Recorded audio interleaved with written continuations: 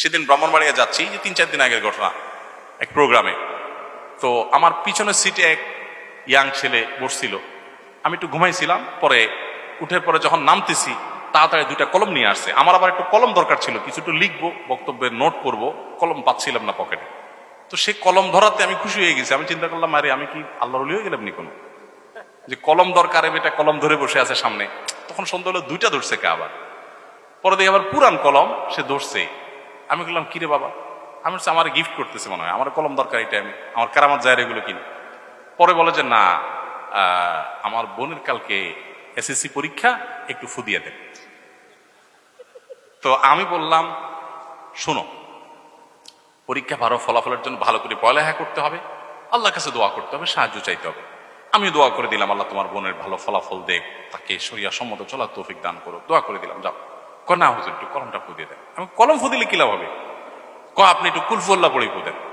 ঠিক এই শব্দটা বলছে, আপনি কুলফু আল্লাহ পড়ে ফু দেন। তো আমি কি আর করবো, বেচারা দেখি ছাড়ছে না, নাছর বান্দা। তো আমি কুলফু আল্লাহ পড়েই ফু দিয়ে দিছি ওর কথা অনুযায়ী, যে ওষুধ ওই লেখছে, প্রেসক্রিপশন ওই লেখছে, আমি শুধু ওষুধটা দিয়ে দিলাম।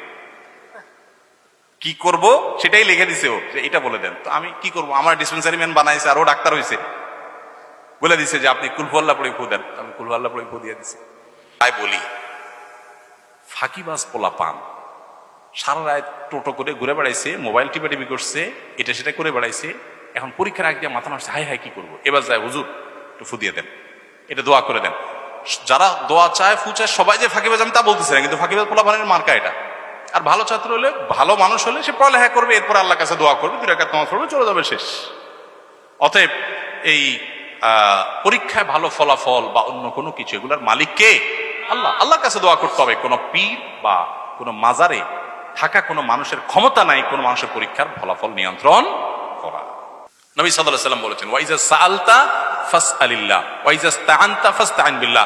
যখন কিছু চাইবা তো আল্লাহর কাছে চাইবা, যখন সাহায্য চাইবা তখন আল্লাহর কাছে সাহায্য চাইবা। ইয়াকা না'বুদু ওয়া ইয়াকা নাস্তাইন, আল্লাহ শিখাইছেন, আল্লাহ তোমারই ইবাদত করি আর তোমার কাছেই সাহায্য চাই, মাজারওয়ালার কাছে না। আমার ছেলে মেয়ে, আমার সন্তান, কোনো কিছু দেওয়ার মালিক ওই মাজারওয়ালা না, দেওয়ার মালিক কে? আল্লাহ।